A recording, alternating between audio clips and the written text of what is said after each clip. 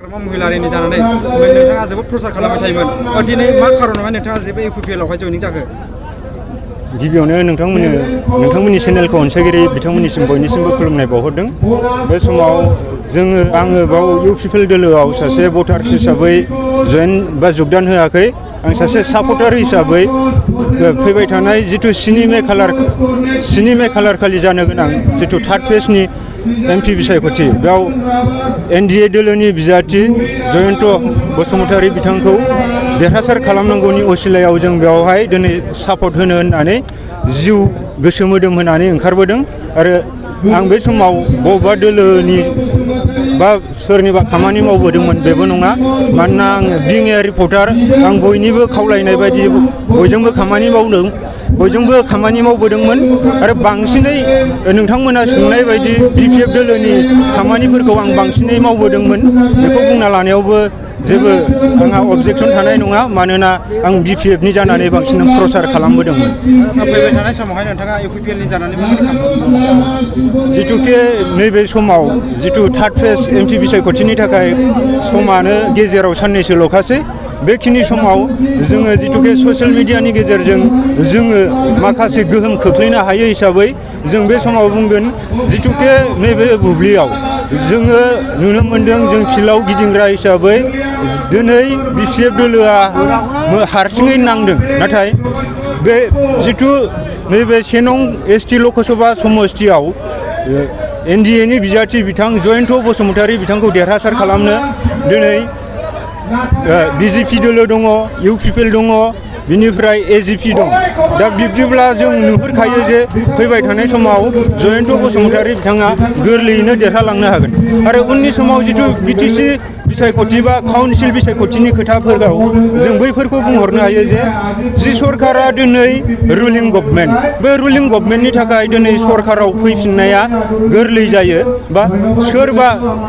अपोजिसनाव थानायफोरनि थाखाय बे जोबोद गोब्राब जायो दा बैफोर परिबेसखौ नुहुरनानै दिनैनि समाव जिथुके बयबो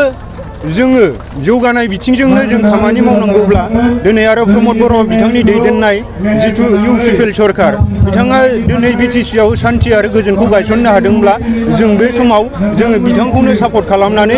जोङो फिन खनसे अनलायनायनि गेजेरजों माब्रैबा जोङो BTC आव मोनसे सनानि BTC दाफुंनो हागोन बैफोरनि थाखाय जों बयबो खामानि मावलायनांगौ होननानै आं सानो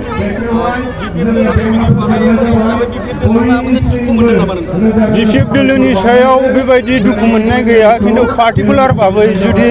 जों बुंनो थाङोब्ला जों जिथुके अट'प्रट' BPF नि जानानैनो खामानि मावबोनाय खिन्थु खैफोद आफोदनि समावबो जे नोङो सोरनिबा थाखाय खैफोदनि समाव नों गसंथेयाब्ला आरो जों बिथांमोनखौ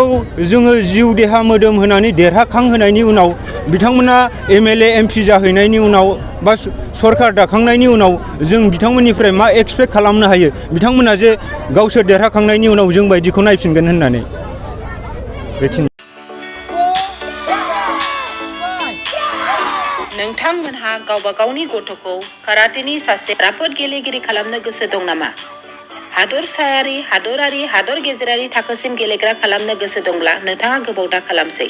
सासे राफोद रोंखा-राखा काराटे गेलेगिरि खालामनो थाखाय नोंथाङा जानजि खाफ्रादो आरो मुं थिसनहैदो गलामगुरि काराटे एकाडेमियाव। रोखा खौरांनि थाखाय 8720903713 मबाइल नाम्बाराव कन्टेक्ट खालामनो हागोन। बेबायदिनो बड' हाउस काराटे एकाडेमिनि थाखाय 6900451157, बेंटल काराटे एकाडेमिनि थाखाय 9678041226, बेरहांगाव काराटे एकाडेमिनि थाखाय 6901341656 आरो धालिगाव काराटे एकाडेमियाव मुं थिसननायनि थाखाय 8720903713 मबाइल नाम्बाराव खौरां लानो हागोन।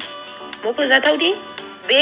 सोलोंसालिनिफ्राय सिगांनिफ्रायनो हादरसायारि, हादरारि, हादर गेजेरारि थाखोनि बादायलायनायाव गोबां फरायसाफोरा बान्था मोननो हाबोदों। बे मुंख'नाय फोरोंसालियाव रोंग'थि गोनां फोरोंगिरिया फोरोंथाय होनानै नोंथांनि गथ'खौ सासे राफोद काराटे गेलेगिरि सोरजिनायाव मदद आरो जाफुंसार खालामगोन। अब्ला मानोथो गोबाव खालामनो? थाबैनो नोंथांमोनहाबो नोंथांनि गथ'खौ मुं थिसनहैदो।